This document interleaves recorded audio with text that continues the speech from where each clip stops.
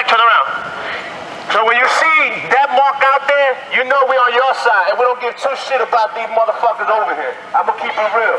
My crew only existing is for the community and to make sure that the community is safe and protected from abusive cops. 46th precinct is one of the most violent precincts out here right now. Right?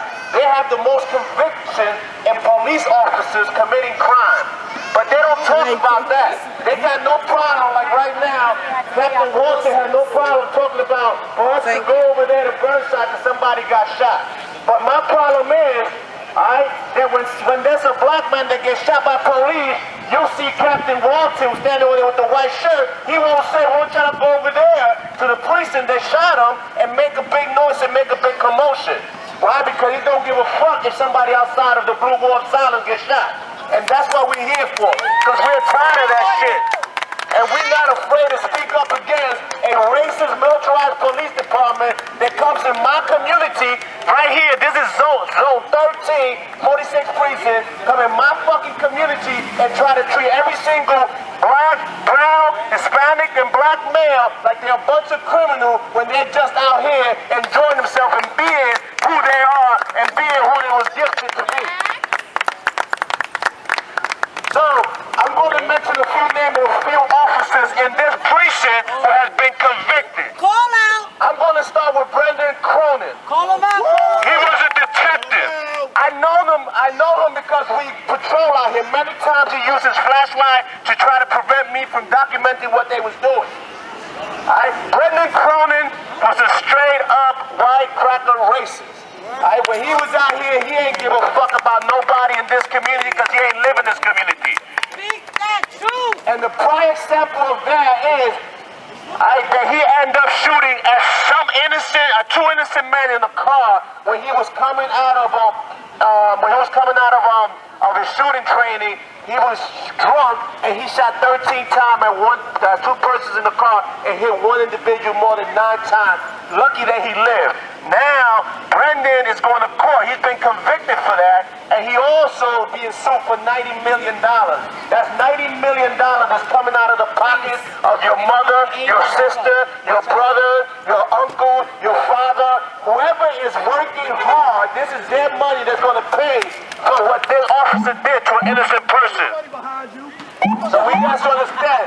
So now, we also have 2 officers that ended up tuning. They got what this, be careful, this precinct got what is called tuna. Officer Jose Ocasio and Joseph Murphy assaulted Taya Davis.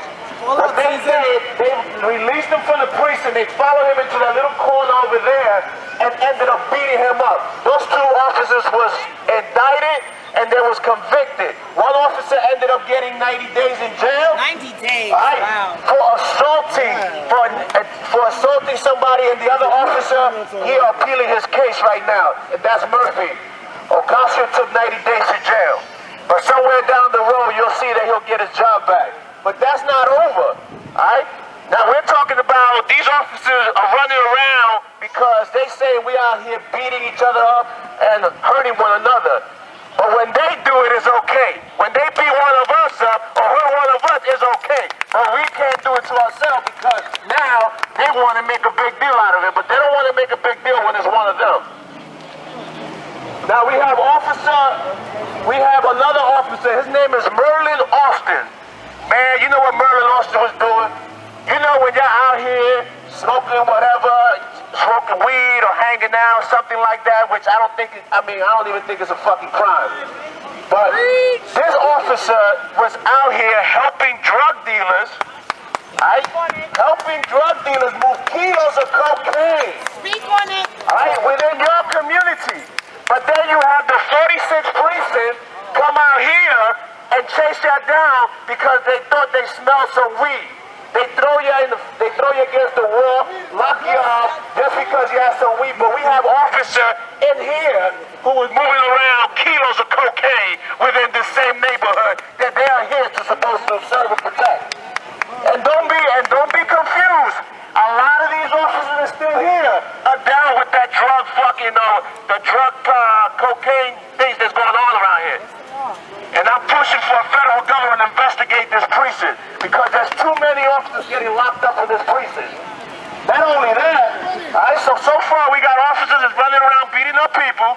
We got officers running around selling drugs, moving kilos of cocaine around, and we got drunk officers going crazy shooting at people for no reason at all.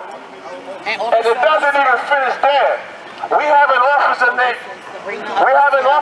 Elijah Dukan. Here's what Elijah Dukan did. They had a football, like an NFL football thing going on in some other state. You know what he did? He collected over $40,000 from these same dumbass officers, his comrades, and took it and went to Empire Casino in Yonkers Raceway and spent it all. Spend all their money. I mean, I kind of like that. You know what I'm saying? But just to show you, you know what I'm saying, that look how dysfunctional this fucking precinct is. There's a dysfunctional problem with this precinct. And y'all out here are the ones receiving the hard end of it. Alright? So here, like I said, the gun took $40,000, ran off, spending it all, and they still investigating that.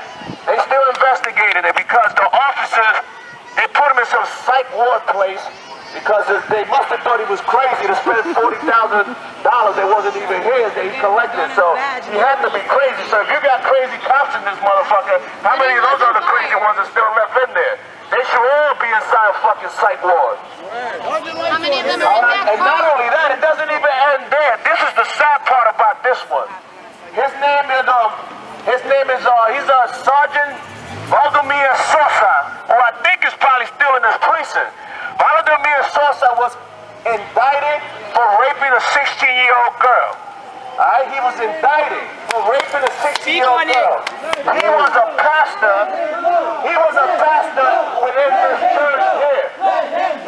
He was a pastor with a church around here.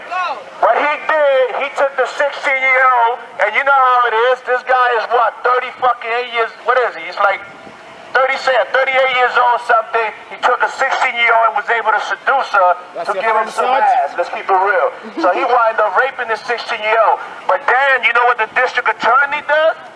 District Attorney Robert Johnson, working with the investigation. This is the investigation that the police did. The IAB and the internal investigation done by the police department said that this 16-year-old girl, when she had sex with Sosa, with Valdemir Sosa, she was already 3 months into a 17-year-old, into her 17 years. So that means that she was old enough to have sex with an old-ass man. So then what they do, they drop the charges against Valdemir Sosa. So I want y'all to know that this precinct here has child molesters, rapists, drug dealers, gang members running around tuning people up, all right? And we have to be alert of that. Starting next week, there's a group of us that's going to be right in front of that precinct. We're going to create our own little precinct right across the street from the precinct. All right, we're going to have a sign saying Special Police Brutality Unit, and we're going to be right in front of this fucking precinct right here. So when anybody comes out and they need to file a complaint against any of these fucking officers, they could come see us across the street. So don't forget, man, we got to stick together. It is us against them. Don't let the hype fool ya. Don't let them think that they're out here to serve and protect. Their job is only to be out here to lock people up, alright, and criminalize people. That is their job. Their job is not, like Shannon said, their job is not to be social workers. Their job is not out here to be your friend. Their job is to be out here to lock people up and criminalize people and ticket people. That is all they exist for. So we need to understand that. So when y'all see something, pull out your phone, pull out your camera, put it up in their faces and make sure you record and document everything they do. Alright? So don't forget, once again, I want to thank the Grand Central crew because they definitely been keeping it real. For a very long time, and they continue to keep it real. And they're also part of the Car Watch Patrol in the CPU, so I definitely give them utmost respect because a lot of their recordings and videos is what's making the difference for a lot of these bullshit reforms. I'm not about reforms, I'm about accountability. If these motherfucking officers commit a crime, lock their ass up. That's right. If they're afraid to do it, I got no problem cracking them in the head the same way they crack us in the head. I got no problem if I have to put a bullet in their ass to do the same thing. Alright? Because that's how we have to be, man. We have to be revolutionary about this. And the thing that I want to say, man, stick with one another, watch each other back, and don't believe that police officers have your back. Because they don't. And when they come in your direction, believe me, they come in to lock somebody up or ticket somebody or assault somebody and a lot of times even murder somebody. So we need to continue this fight. Don't forget my name is Jose LaSalle. Y'all see me up and down a lot. Me and my partner here, we be up and down this area a lot. This is where we live. And we're going to do whatever it takes to protect our community from the militarized police department. And we're going to do whatever it takes to make sure that all our young brothers and sisters, black and brown youth out here, do not end up like a lot of these other young brothers that was killed by the police and the families are still fighting for justice. So much love and respect, and I'll see y'all here, and let's keep it together and make sure we shut shit down. Bronx, we love you. Mic check. Mic check. Mic check. I'm going to ask for everybody that's in the protest. I'm going to ask to everybody in the protest. Anyone who wants to join. Anyone across the street who wants to join us.